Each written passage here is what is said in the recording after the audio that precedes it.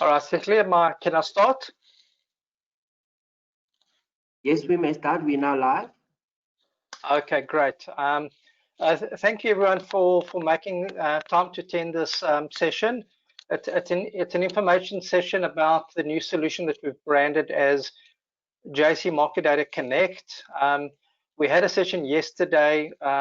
Today is the second session, and we have provisionally planned for 2 more refresher sessions in mid-February, and we will take stock to see whether clients still need assistance. And if we do have those sessions, we will definitely let you know. I'm Neil Vindera. I'm the market data product owner at the JSE. I'm the market data lead on this project. And I'll be covering the first set of slides, and then I'll hand over to Mark Bird, who represents our solutions provider.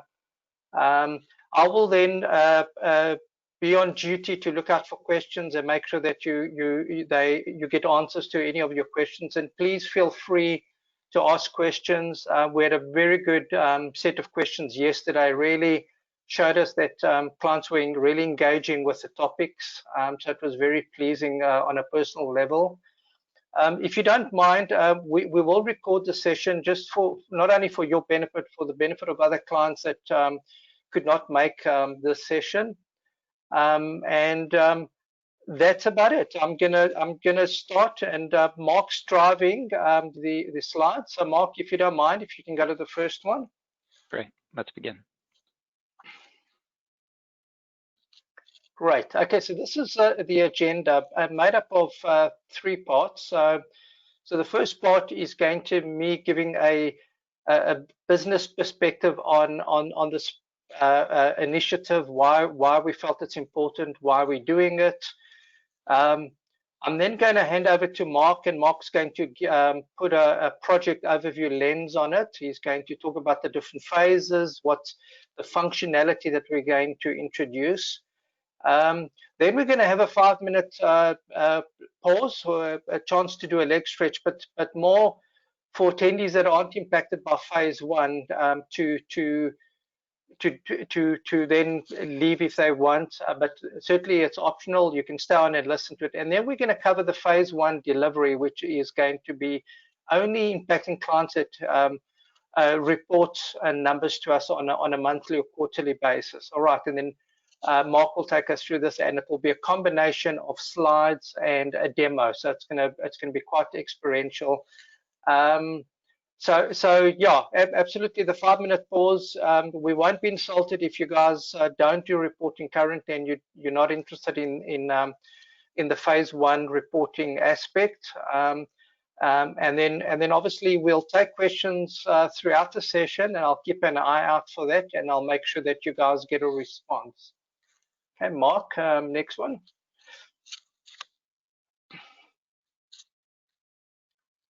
All right.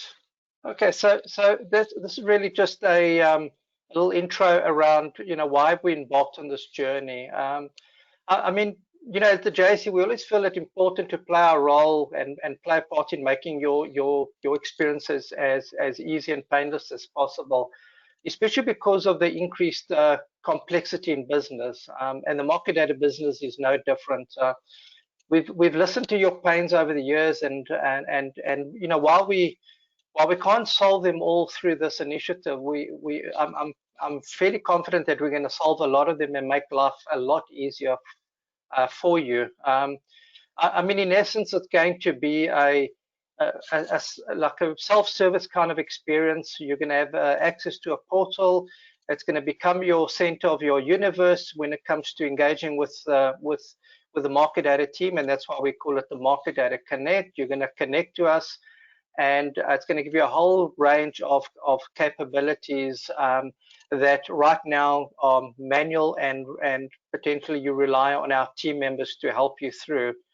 The beauty about this is that we're going to leverage off a very mature industry-leading solution that has been developed and is hosted by DataBP. It's already been used by a number of international data providers, and including a number of key exchanges.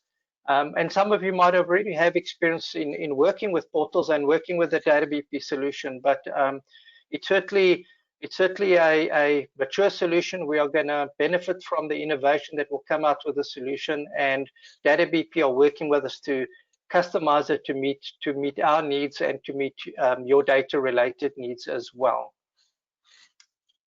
Thank you, Mark.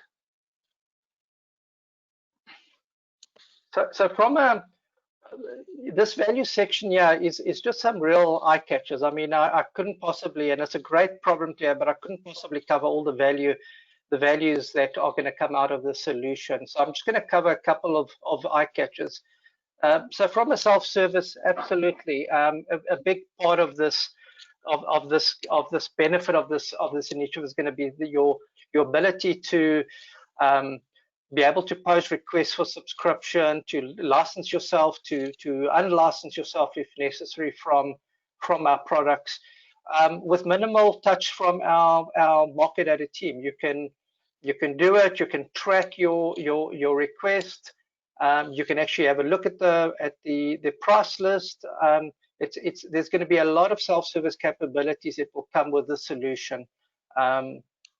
From an easier access perspective, because it's an internet and cloud-based solution, it's going to be available practically all of the time, other than when DataBP and us have nominate a maintenance period, but we'll give you notice ahead of time. But literally, it will be available on weekends as well. It will be available at all hours of the day. So this will benefit especially our international clients that operate in different time zones. This is going to be quite useful for them as well. In terms of information on tap, you're going to get access to a lot more data than what you currently have access to, and without relying on our team to provide that access in a semi-manual way. You'll be able to see your agreements. You'll be able to see your updates chronologically over time for all your agreements. And I know that clients over the years have expressed some horror stories with us where the guy that used to look after the JSE relationship left and they have no idea where the agreements are. That problem will fall away because you'll be able to come to a central store and actually look at the information. You'll be able to see the state of your request. You'll be able to have access to a number of sophisticated reports. You'll be able to see what you've currently licensed for. You'll be able to see your contacts over time, and you'll be able to understand who's your account manager at any point in time. It will all be available through the portal. And those are just some of the features I've just stated there. There's a lot more that will come through.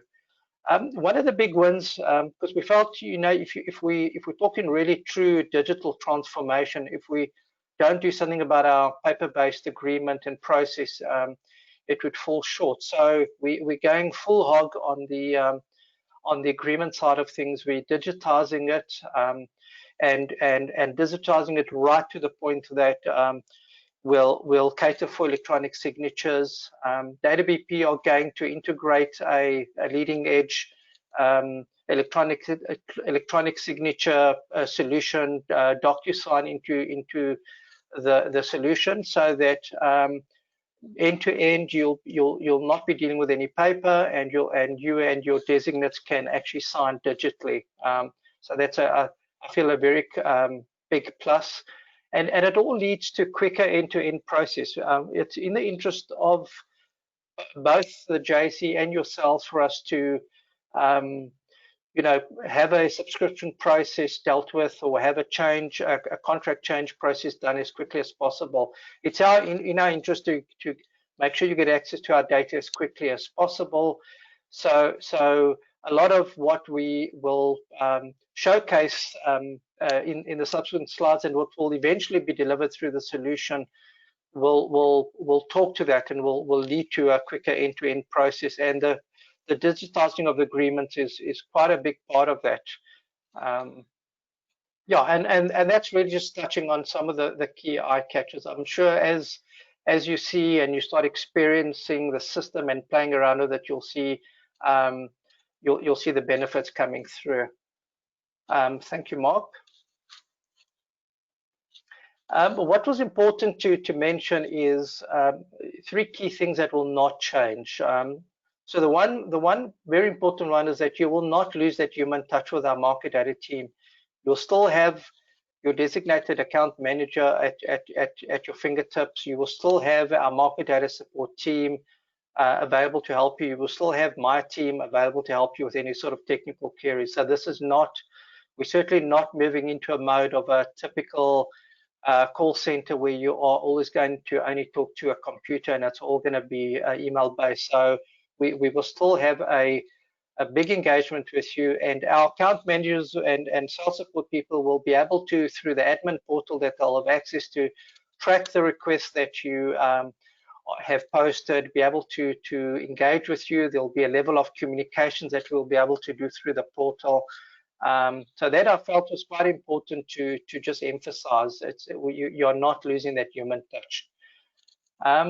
From a billing perspective, even though the DataBP solution is quite sophisticated and can do billing end to end, we felt because a lot of our clients are operate on different business lines and have different business relationships with the JSE, we still have to have the concept of an integrated invoice. So that, and for architectural reasons, we will still do all the final billing and invoicing. It will still be done by JSE systems, and it will still come from the JSE itself. We're still in discussions with Mark and his team around the extent that you guys will be able to see some sort of pro forma invoice, but the actual formal invoices will still come from the JSE. In terms of product enablement, you know, while we would love to have a fully true enablement right up until into technical enablement, and what I mean by technical enablement is that it's not just about getting the billing right, getting the agreements right, but actually having the data switched on and connecting to the data. It's because we have various systems at the JSE that do various technical actions to enable the data. This solution will not lead to technical enablement directly. Okay, so you will still have engagement with us around, you know, giving you access to particular files, creating user IDs for our server, going through conformance for our live data products, and also there are some technical enablements that require a different agreement, our JSE services agreement. So they will still follow the current process. There is a very small piece of automation, but it's too small to mention. But I wanted to raise this point because I felt it was important. Mark, I think if you can move over. Yeah. So before I hand over to Mark and he carry on from here, I just wanted to say that we are extremely passionate and we're extremely excited about this solution. I think it's going to do a lot for our team, and it's going to especially do a lot for the way that you engage with us. And we look forward to working with you. Mark's going to then obviously give us a project overview. He's going to then lead into the phase 1 delivery, because the project will be broken up into phases, and then he'll spend quite a bit of time on the reporting side of things, which will form the bulk of the rest of the session, and switching between slides and a demo, and then we'll have that pause in between. All right, Mark, I hope I've teed you up nicely for that. Perfect. Thank you very much, Neil. Great. Hello, everyone. And as Neil mentioned, we'll be tackling this project in 2 phases. The goal of this project is to make life better for you, right? As you're interacting with JSE in their market data world, we want to be able to shorten the time that it takes to do things. We want to make processes easier. As Neil mentioned, we don't want to get rid of that human touch where that's appropriate, but where there are things that you can do more quickly through self-service, then we want to enable that. We want to have modern processes that help move things along quickly. So we've broken the project up into two phases. The first phase is kind of moving what we have now in the reporting realm over to the new portal. And as such, our goal in phase one is to keep things as much the same, so that there aren't any big jolts in moving over to the new platform. Phase one, therefore, is focused specifically on reporting. And as you'll see in the presentation later, we've made an effort to try to keep like for like, so that you're not going to have to suddenly change the way you do things. It'll be a different interface, a different site, but the process and what you're reporting, that won't change. We'll try to keep like for like. Then the benefits come, the new things come in phase two, where we can really take processes that are currently done on paper or done via email that are offline. We can bring those into the system, into the portal, into this ecosystem where everything is connected, and really start to get some improvements of automation and systemization. So the aspects that we'll be touching on in phase two go much beyond just the reporting that you're doing. They go to onboarding new products when you're ready to start accessing some new data set from the JSE. You'll be able to do that online now, as Neil mentioned, 24/7. You won't have to wait to find somebody that's awake if you're working, in your own time zone or on the weekend. All of your requests and approvals and ordering processes will be online, and as we'll see, what's nice about that is the transparency. You can see where things are in the process just by going online. And Neil mentioned the example of contracts being lost in somebody's inbox. That goes away now, as all of that information will be available to you right there on the portal. And we'll talk about e-signature, dynamic agreements, so a lot of onboarding, but then other self-service as well. You'll be able to manage your users, your account profile, all of the points of contact that you have with the JSE, where it's appropriate for you and where it helps you. We'll give you the tools to manage that yourself. All right, so let's break down the phases a little bit. Phase one, focusing just on that reporting obligation, where you have to come to the JSE and tell them something about the usage of their data product. Maybe it's you're just reporting devices, maybe you're reporting clients, in some cases you're reporting an assets under management. So these three reporting obligations don't change. We're going to port them as like for like as we can, and this is what we'll take a look at in the presentation. I'll show you how each existing reporting format translates to the new system, and then we'll take a look at how it works. License reporting is that most simple kind that I think most of you are familiar with if you handle the reporting for your firm. And this is where you just come and say, for a particular JSE product, here's the quantity that I have. The slightly more sophisticated format is what JSE calls authorized client reporting, where you will list out the clients that you're delivering data to. So there you're not just reporting a number, you're saying, here are the firms that I'm delivering this data set to. And finally, assets under management reporting differs from the other two in that it's quarterly instead of monthly. And you're here, but here you're reporting a rand amount, a fund amount. But other than that, the concept is the same. You're taking some information that you have and reporting it up to the JSE. So for all those formats except for assets under management, you're submitting those reports monthly, and you're submitting the numbers that you're entering are for the month prior. Now, and these reports are due on the 15th of the month, And as is the theme, the recurring theme with this phase one, that doesn't change. Your reporting frequency, what you're reporting, when you're reporting it, that isn't going to change. You'll just be able to roll into the new application just using the exact same frequencies and patterns and processes that you already have. So we're really trying to make this phase one be as easy a transition for you as possible. Now, I do have to mention one new aspect, but I want to stress that this new aspect isn't a requirement on day one. It'll be something that comes in later. It's capability that we're delivering with this phase one, but you're not going to be asked to change anything that you're doing right away. It's just something that will be coming down the pike, and that is location-based reporting.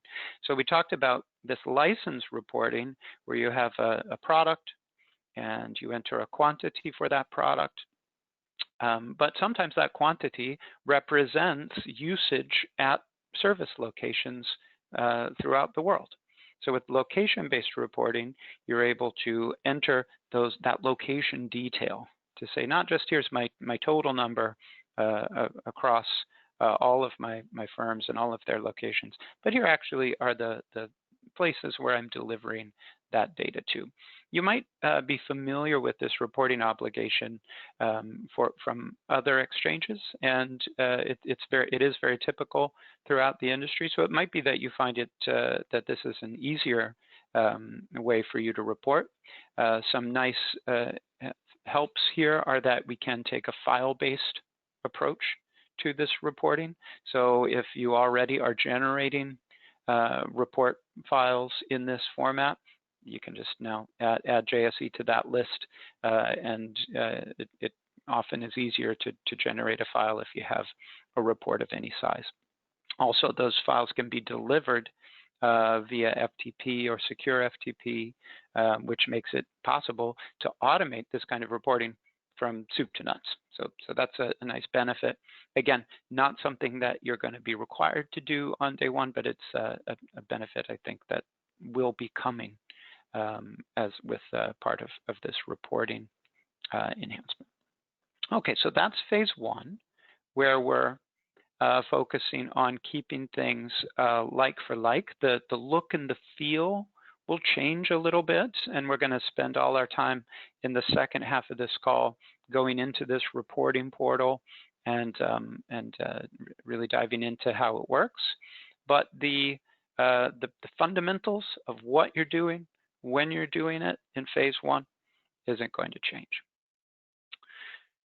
So then that sets us up for phase two, where we do start to now make some new processes, but by and large, we'll be replacing offline processes, email-based, paper-based processes with digitized processes. So I think it'll be easier and simpler across the board with phase two.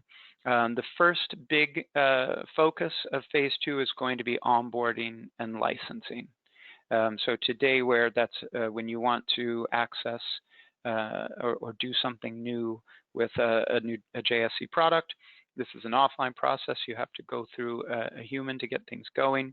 You'll be able to initiate these data requests yourself online. You'll be guided through the JSE policies. So gone are the days where you're presented with an inscrutable contract and you have to figure out all the pieces, what they mean, and what you have to sign and fill in. I spent some time working for a data vendor, and this was a big part of my job. And it's a challenge, right? Because you're not an expert in JSE policy. You shouldn't be. You're dealing with content from many sources. So our tools will break it down piece by piece and present helps along the way, so that you don't have to be the expert. You'll be able to know exactly what you're responding as you're filling out these workflows. The end result then is contracts generated. That still is the goal. You have to have an agreement in place, and so our system wants to help get you there. But a nice benefit of dynamic contracts is that when you're at the end of the process, we'll be able to customize the contract to your particular usage of data, particular products, particular type of use.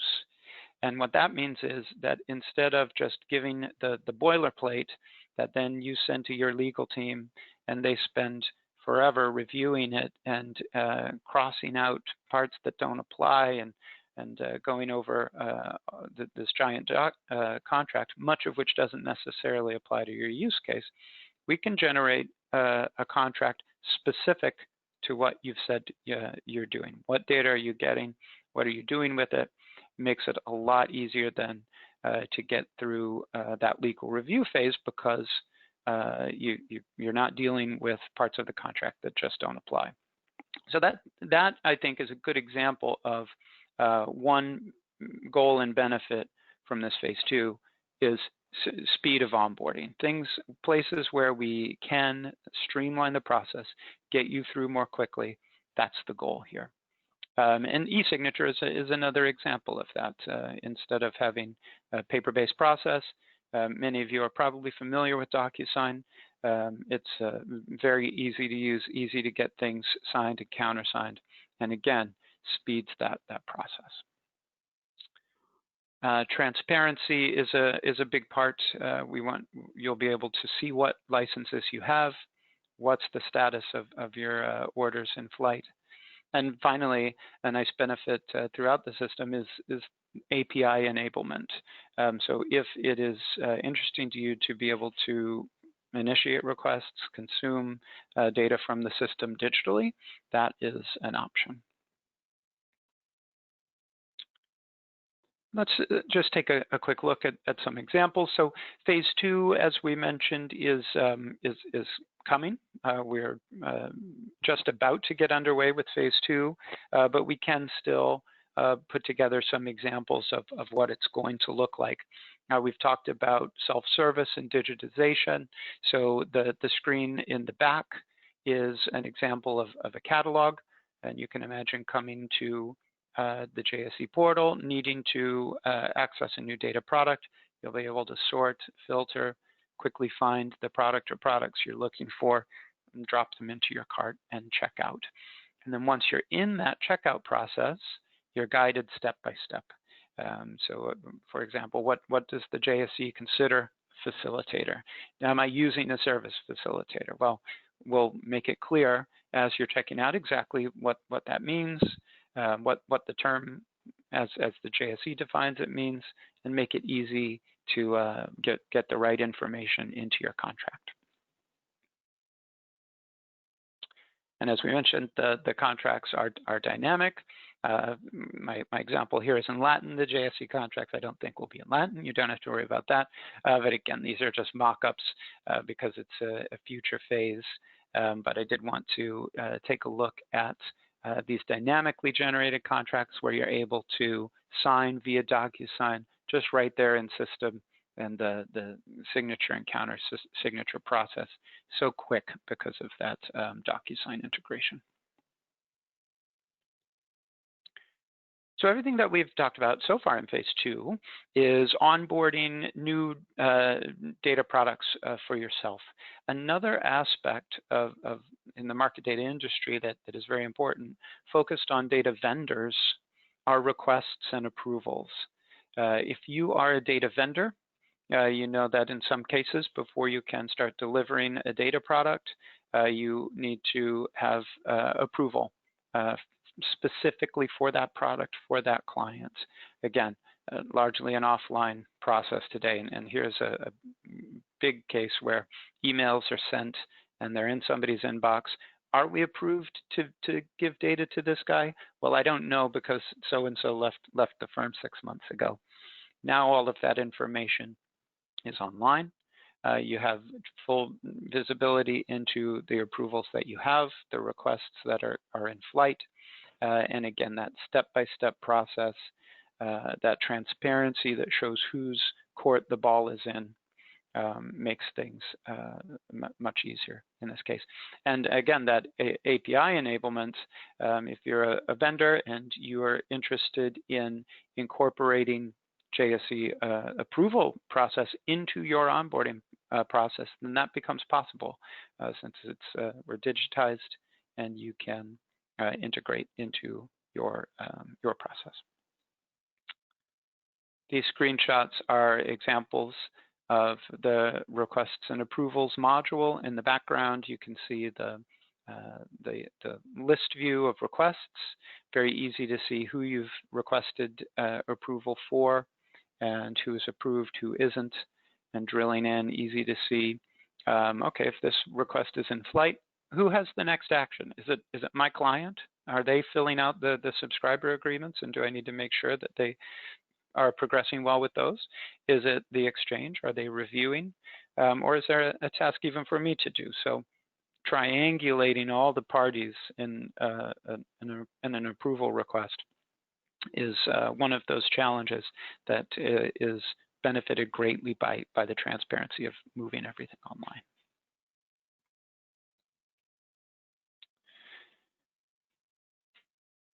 All of the other self-service that's part of the platform is great as well. I think you'll find this to be a real benefit. For example, when you have somebody new to your firm, and this person is going to start taking up that responsibility of reporting month after month, you'll be able to come and manage that permission on the portal, and without waiting, now they're ready to go and they can start reporting that day. You can manage your account details, your agreements, notifications, and other communication from the JSE will all be here on the portal. I think you'll find great benefit there, and lots of other things to come in future phases. So let's take a quick look then at the timeline. We've talked about phase one. It's reporting focused, trying to keep as like for like as possible and practical so that you have a nice, easy transition. And then phase two, where we bring the benefits of digitization to other processes. Phase one, we have been working, the JSE and DataBP together have been working on this, and we're now here in December about to present to you a sandbox phase where you'll be able to come in and kick the tires on the new interface over the next couple of months, so that you can get good and comfortable for when we go live with phase one at the end of March. Phase two then will be working on building out in the months of January and February, and on then into March and April, and then delivering throughout 2021.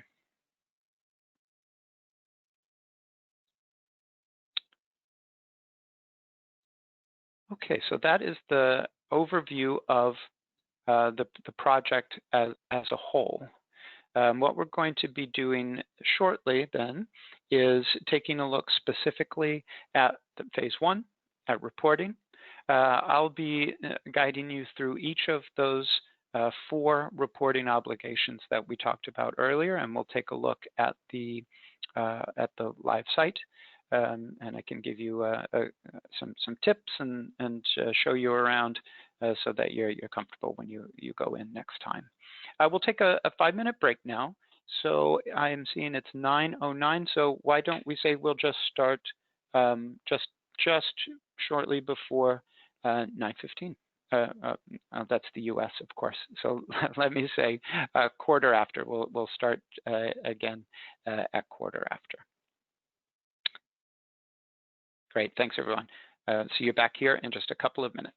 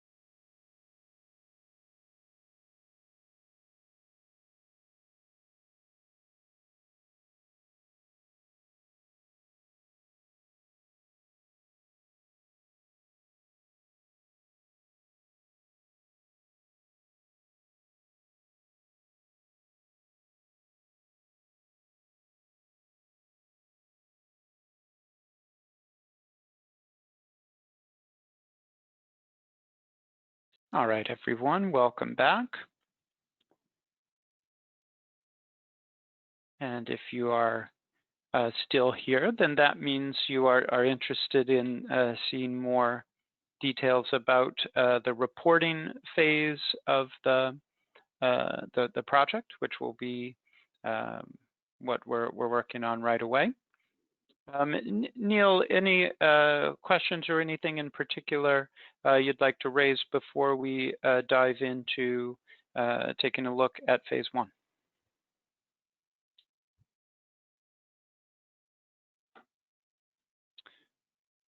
I see you're unmuted, Neil, but I'm not hearing your audio.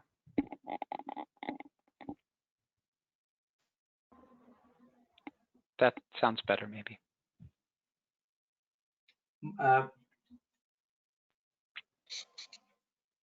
Mark, can you hear me now? I can hear you loud and clear, loud and clear. Mark, can you hear me? Yes, you're coming through. Neil, can you hear me?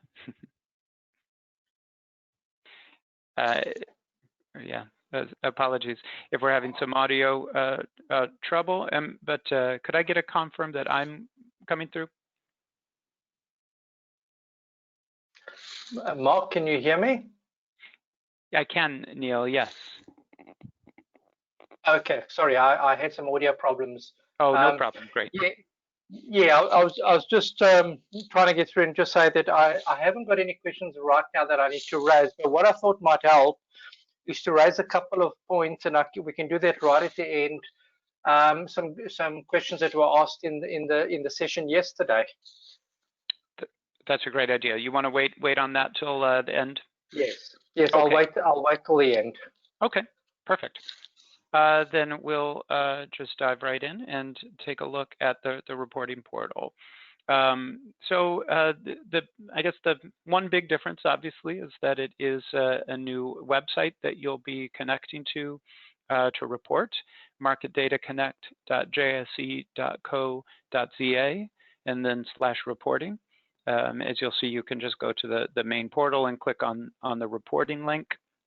Another nice benefit is that your user information will be ported from the existing JSE site to the new site. So as long as you connect with the same email that you use today, you'll have your permissions automatically set up for you. So that should make a nice easy transition. Again, the kind of the moral of the story with phase one is that we're changing as little as possible. We want to keep the process that you're used to today as much as possible, keep it the same. So to that end, the monthly calendar, the monthly cycle of reporting doesn't change.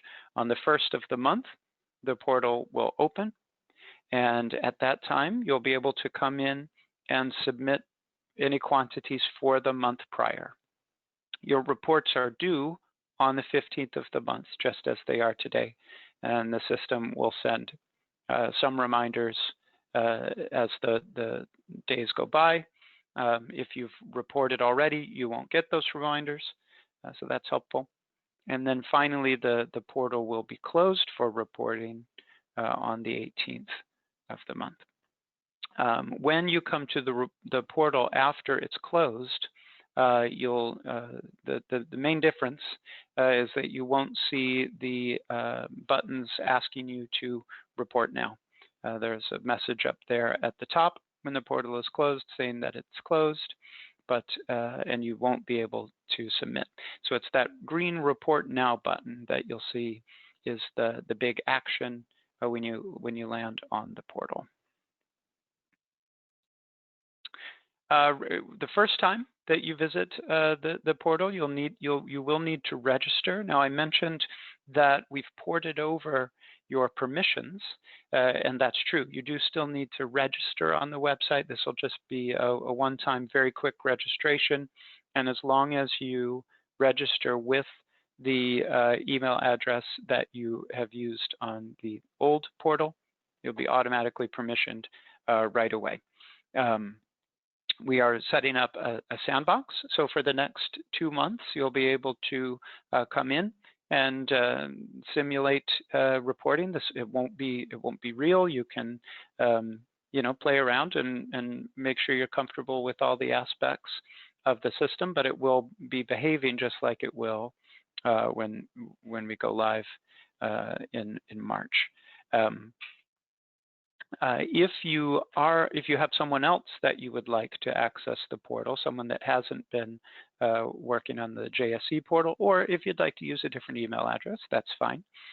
You'll need to just get in contact with your JSE market data account rep, and they'll give you permission. So here's a big something that we're doing in phase 1, similar to the way it's done now, but in phase 2, you'll be able to manage that permissioning yourself. But for now, until we are into phase 2, if you or someone else at your firm needs access, get in touch with your market data account rep and they'll help you out. Okay, so let's take a look at the 4 different reporting obligations, 3 of which are in use today, and you'll see a like for like, and then that new location-based reporting obligation that we talked about. First, the most common by far, I think, probably everybody who does any reporting, you're probably familiar with this interface. We call it license-based, and we call it license-based because every line that you see here represents a license, something that you are doing with a particular JSE product. And you see that on the JSE side, it's labeled product. That's just a little verbiage change between the old system and the new, where on the JSE side, we see products listed. On the DataBP side, we see them called licenses, but that's the same thing. Every product that you're used to reporting on the JSE side, you'll have a line in this licenses tab. And as you can see, the descriptions are the same, pretty clear, and you're always just reporting for a particular month, the month that we're in, just as you're used to doing. Oh, let me just point out, you will see some firm names.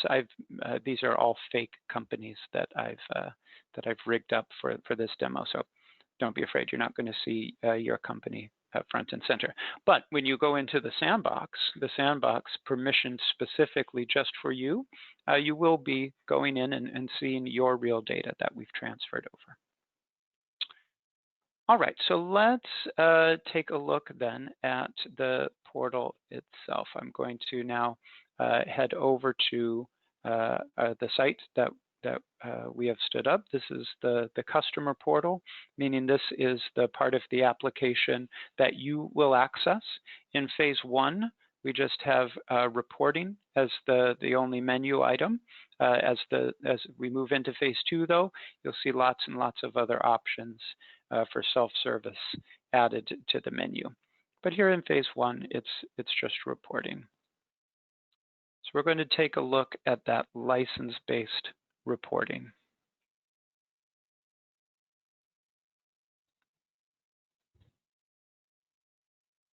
License-based is the most simple reporting format, and so I think a lot of you, when you log in and come to the reporting portal, will see an interface that looks very similar to this, where you'll see your firm name listed on top, the report month that you're submitting for, and the green report now button that is the call to action.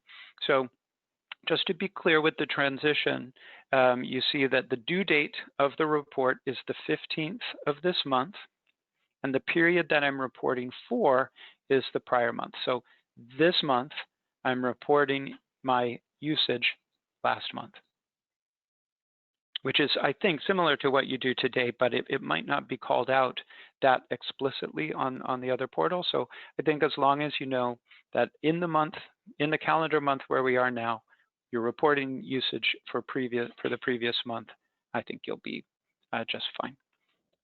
So you see when we log in, we have our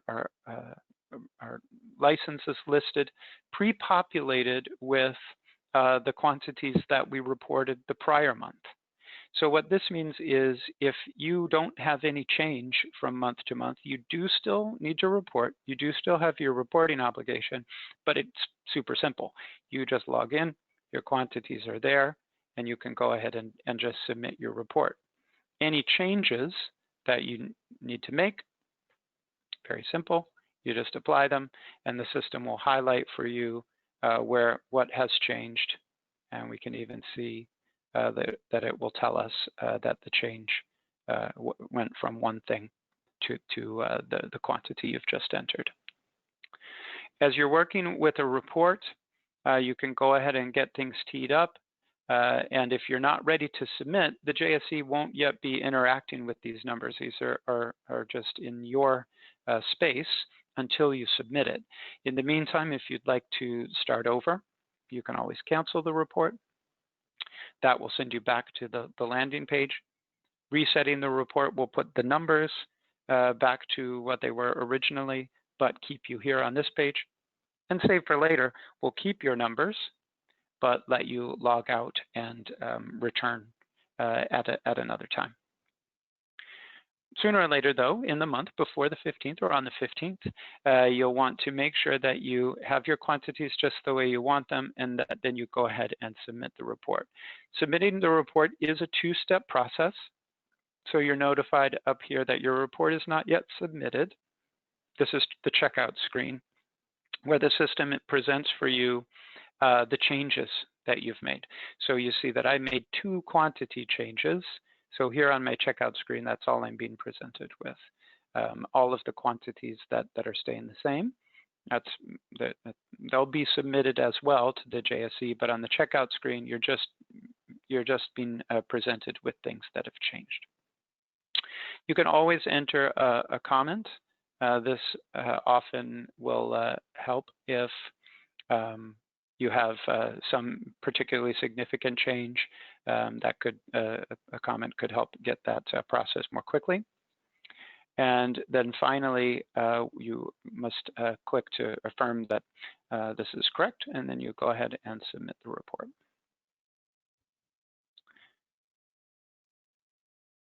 Now, I submitted the quantity changes below a certain threshold such that my report was able to be automatically processed. So in this case, I see right away that my report has been processed, and it has gone through to the JSE right away. Now, let's say though that I make a bigger change in quantity.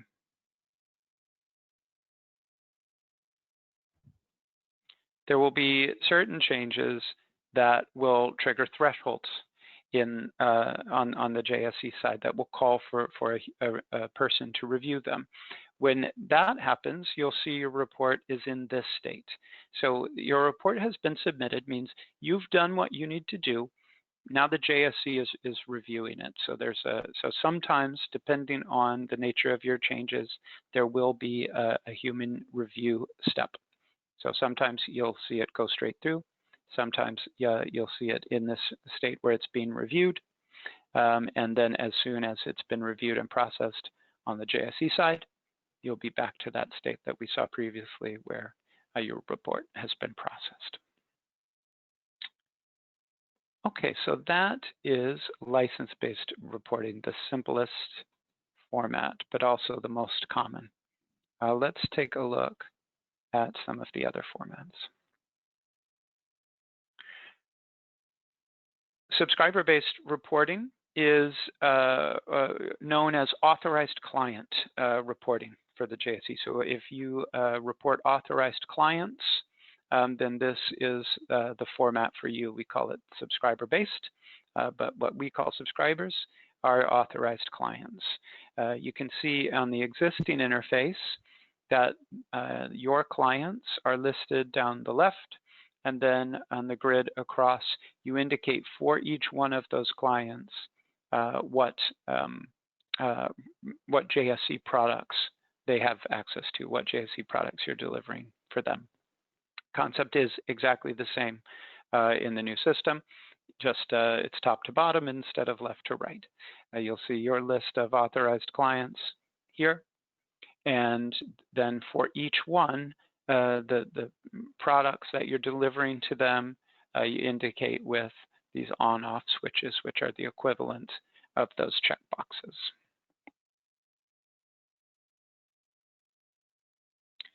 So let's take a look at authorized client. Now, you'll notice that I'm logging in with a different login. This is only because I think it makes the demo clearer, and I think is more like what most people will see, where I log in and this one particular user is only reporting for investment services. But if you are a user and you do have multiple profiles with the JSE, you won't need multiple logins to access them. You'll be able to be permissioned with one login, and you'll see all of the profiles that you have reporting access to on the one screen. So even though I'm using multiple logins, don't feel like that's something that you're going to have to do if you are a reporter for more than one profile. And it's similar too in that we can see this profile that I've logged in for has a license-based reporting obligation, just like the one we just reviewed, but then also has a subscriber-based reporting obligation. So you might see that if you're reporting authorized clients and some product level numbers, you might see this kind of an interface where you'll report your two formats separately, but with one login and one easy access. So I'm going into the subscriber-based interface now. And as we saw in the presentation, it's our list of subscribers up here at the top. And as I click on them, I'm able to indicate a set of products that they have access to. One nice little trick in this interface, and you'll see it comes in is useful elsewhere, is this autofill feature. If you have a client, brand new client, let's say, and they're just subscribed to everything, they've taken all of the products that you're delivering, which I think is pretty common. You'll want to make use of this autofill. So rather than making you tick every box, if you choose autofill top to bottom, then the system will automatically tick the boxes for you, and so you don't have to get carpal tunnel syndrome checking all of those boxes. Adding a new authorized client is easy. You just click the Add button up top. You might see that there are two fields here. One is the firm name, and then this other is the subscriber ID. The only required field is firm name. If you have in your environment an ID number that you associate with this client, it can often be useful to enter that number here because it will help you keep track of them, keep track of your client list in the reporting portal, but it's not required. If you want to leave that field blank, you can, and the system will assign a number just so there's a unique identifier for them, but you can ignore it and just practically, functionally focus on the firm name. Editing is just as easy as well. Click on the pencil, and you can always come in and change those firm details. The final trick I want to point out in this interface has to do with the screen layout. If you're like me, I think you probably like looking at this kind of an interface where you're thinking about each client one at a time and what they have, but maybe you prefer it the other way. Maybe you like to think about your list of licenses and which clients have access to those licenses. So to do that, hit this toggle in the upper right. Now you'll see that the order of the grids has been changed. And now I can pick on a particular license and I see the clients that have access to that license. So if this fits more with your model, definitely make use of the toggle here so that you can put the licenses, and now you're reporting license by license across the top. All right. Other than that, it is the same process. Once you have made your changes, you want to make sure you submit your report. Again, you're presented with anything that has changed and asked to affirm before you go ahead and submit.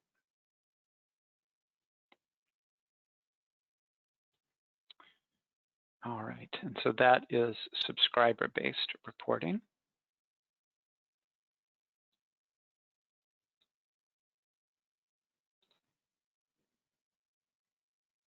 Okay, so let's take a look at reporting assets under management. This interface is very similar to the license-based reporting in that each month you're just coming in and putting one quantity in for each row. And that's a much bigger quantity typically, since you're reporting a monetary value rather than a number of devices or a number of people. But the concept is the same. The big difference, though, is that we are reporting for a quarter rather than for a month. So that's the big difference with this monetary reporting, is you're reporting for a quarter rather than for the whole month. And so let me bring this obligation up.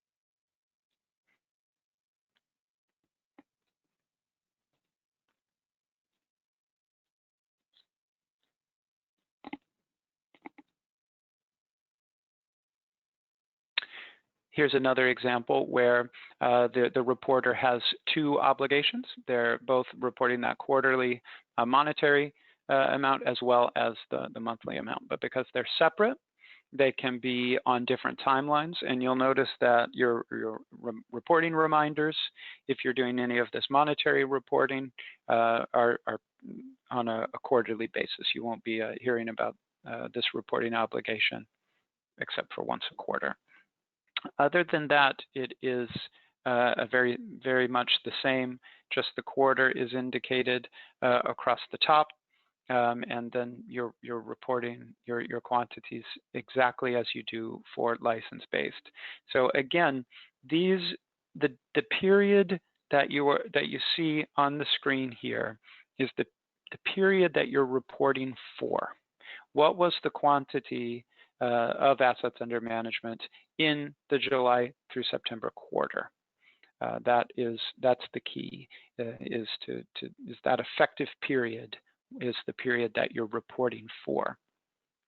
Now, one thing that you might have seen in the previous screenshot is that the system was showing you not just what am I reporting this quarter, what did I report last quarter. You'll still have access to previously reported information as well. When you click on the past reports link, that will take you to your history, your reporting history. We will have your history even from the JSE portal loaded. So when you come into the sandbox, I would encourage you to go ahead and click on those past reports, and you can see that history of your reporting there.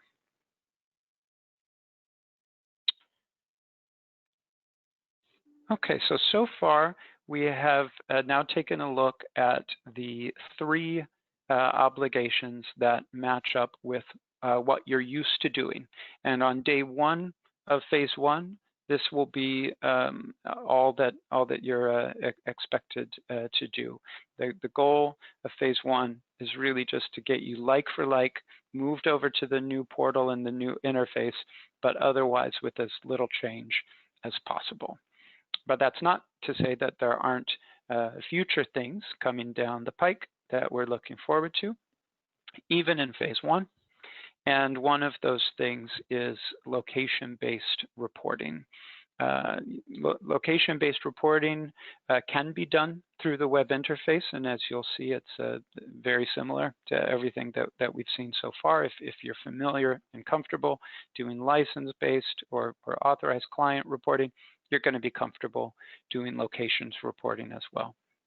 But another advantage of location-based reporting is that there are file formats used throughout the industry that can transmit this kind of reporting information as well. So it might be that you're producing files for other exchanges, and if it's easy for you to then add the JSE onto that kind of format, then that'll be, I think, a real win.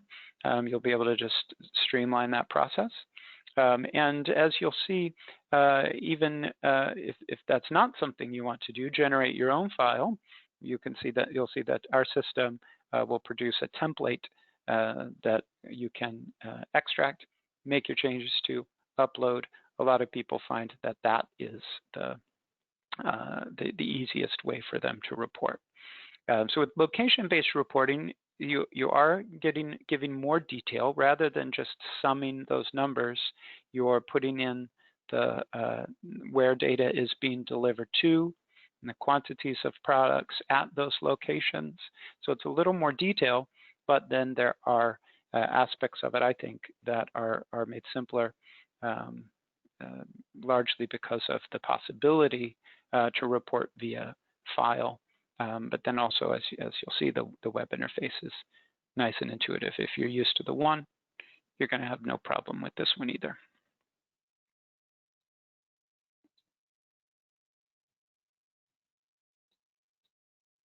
And again, I'm logging in with a separate login, but that's not to say that that's something that's required. I'm just doing that for the demo. But if you are a reporter, and maybe you do some license reporting and some location reporting, we got you covered. One login is going to get you to both of those. If you're reporting for more than one profile, no problem. One login is going to get you access to those things as well. All right, so you see it's a pretty familiar interface from what we've seen so far. In fact, it's very similar, I think, to the subscriber-based interface. The main difference is that with location-based, you're not just reporting firms, but you're reporting an address for that firm. So we have Acme Corporation up here at the top, Acme Corporation at 123 Main Street, but Acme Corp might also have an office at 456 Main Street as well. So with locations reporting, you'll often see the same firm listed more than once because you're reporting now where is the data being accessed, where is it being consumed for a particular firm. But other than that, everything that we've discussed previously still applies. You can maintain your location list just by clicking Add. The same thing here where when I enter my new location, I can provide a location ID, and again, that's nice if you have internal identifiers that help you track the data you're delivering to. Then it's a good idea to put that here because now you have a nice real connection between your inventory and what you're reporting. But it's not required if you don't feel like you have that accessible and you don't want to enter that, then that's okay. You don't have to. The system, as you'll see, will generate an identifier for you so that it's tracked internally, and if that's useful for you to maintain, then that's good. But otherwise, it's not necessary. Same applies with our autofill here. So if you have a location that has just started up and is taking all of a particular data product, you can go ahead and do that. And the system will apply it everywhere. And one kind of easy trick with this is if you have, maybe there's just a handful of products, that are different, you can always do that. You can always autofill and then tweak the differences. Useful here as well is toggling if you like to think about a particular license and how that license relates to customers, to locations, as opposed to the other way around.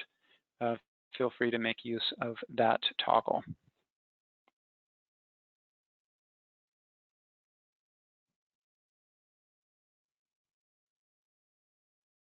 All right. Now, so as you see, the web interface for location-based reporting, very similar to everything we've seen, but in addition, you'll have the ability to report via file. I'm going to show you the Excel option, but also possibilities are all of the industry standards. If you report through TCB and they use VARs, that's good. We accept that. We process VARs. If you've made use of the VRXML format, that's an option for you. Any industry standard file format we will accept and process for your location-based reporting obligation. In addition, you can download an Excel template generated by the system. So when you've done this, the system will present you with your inventory as you reported it last month. You can then go ahead and make any new entries in Excel, change any quantities, make any address changes. Anything you need to do, you can do right here in Excel, which a lot of people find that to be a good way to go. And once that's done, you come back and upload the file to the system. The system will perform validation, so if you have any logical inconsistencies, it will tell you about those, give you a chance to fix them. But file-based reporting is one nice benefit as we move to location-based reporting, again, in the future.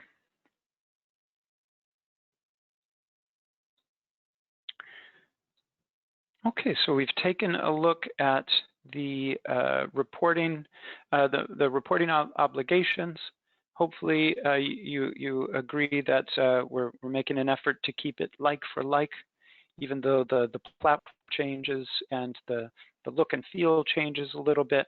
What you're being asked to report is we're trying to make it as much the same as possible for this first phase.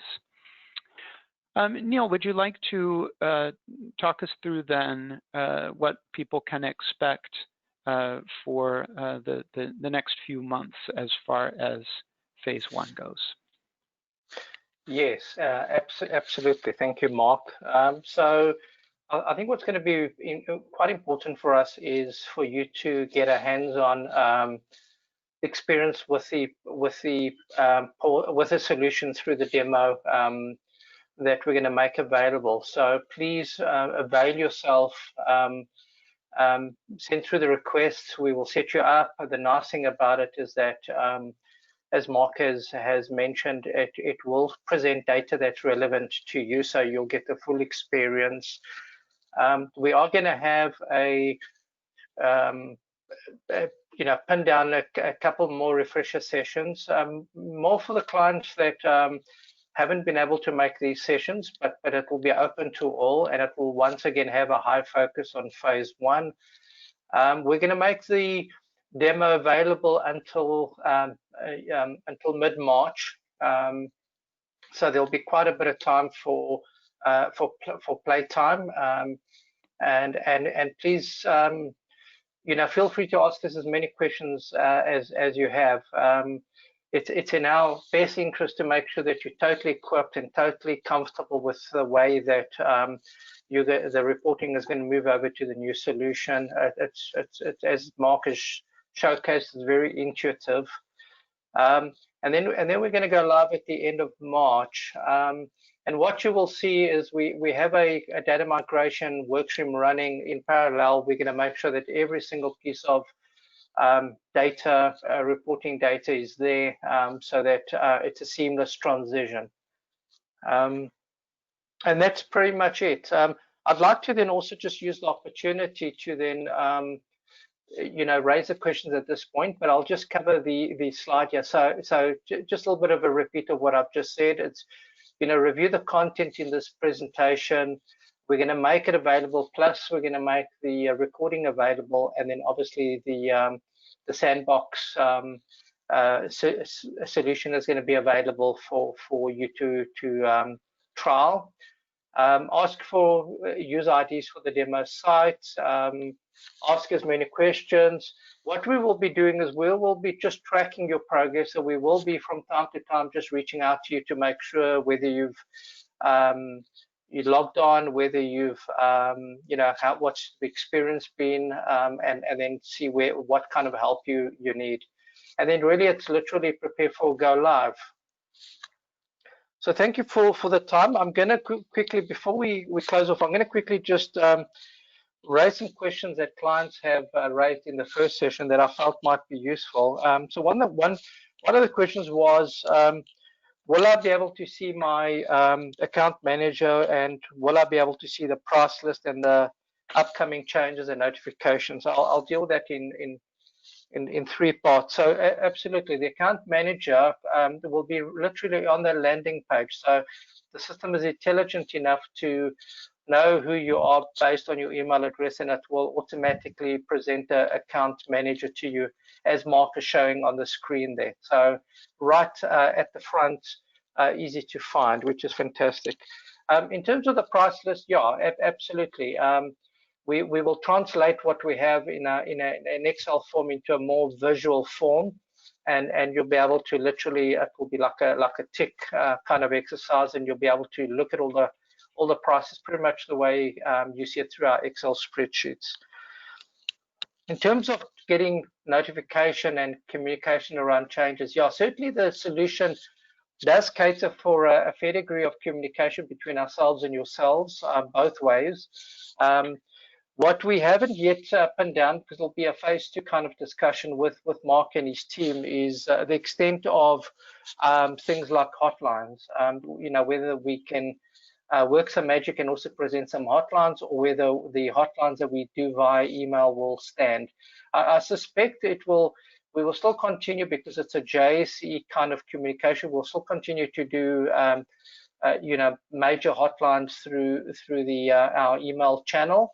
But we will certainly see what we can do to either put them also on this, make them also available on the solution, so that you can get it through one central place historically as well. But that will still be something we will pin down. So I don't want to create any expectations that we can't meet. Another question that came through was around existing subscriber approvals. Yeah, absolutely.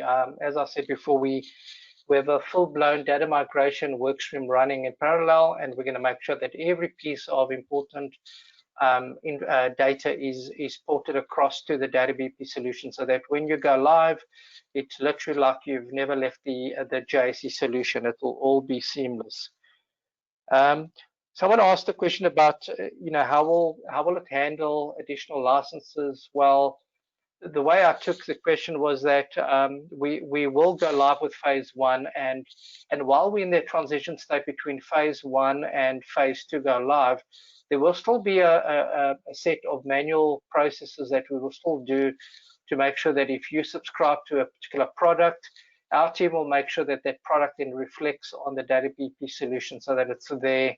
And it's extremely important, so that if it's a product that you're licensing for that requires reporting, you will then it will appear then on your profile at the right time, based on our team making sure that it happens. Obviously, once we go live with phase 2, it will become a much more automated process. We will add products on our side, and they will at the right time appear on the DataBP solution. If those products have a reporting obligation, the solution will intelligently know which clients are applicable, and will expose those licenses for reporting through the reporting part of the portal. Another client asked a good question around location-based reporting. Will it be part of phase 2? We haven't applied our minds, but it will definitely feature. It will definitely feature in the phase 2 scope and planning. But we are being conscious of the extent of impact to affected clients. So we will carefully consider when we implement, and make sure that we give enough notice for clients to adjust their own operations and systems. Another client asked us, which I suspected would come, is you know, if the reporting portal is closed and it's past the 18th, can we still have an opportunity to change? The process doesn't change to the way we currently do it. So it will be literally, it will be an engagement with our market data support team, and they will then assist with that. But it, you know, once the portal is closed, then it's locked for processing.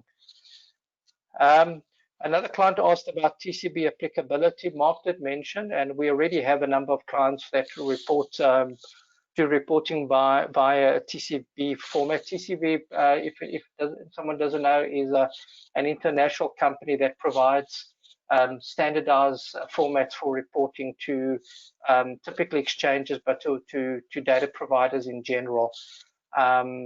And the solution definitely caters for that. And we are going to be porting over the current clients that use the TCB format. And the last question I have that I felt was interesting, a client asked, you know, how much history will I be able to tap into? We haven't firmed that up yet, and I mean, we've got some historical data going back many years. So what we're going to, without giving you a straight answer, I'm just going to say it's going to end up being a reasonable and pragmatic amount of years. Okay, so that it won't be. We will cut down on the amount of older, more ancient historical data, but it will be a reasonable amount of years. And I think that's it. We look forward to seeing all the requests come through. We look forward to all the great questions coming through.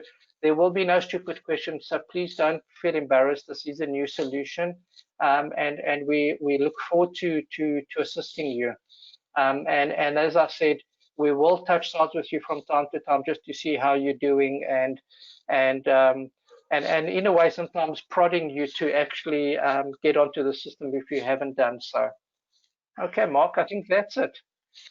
Great. Thank you, everyone, for your time, and look forward to hearing from you in the months ahead. Take care. Thank you, everyone. Take care.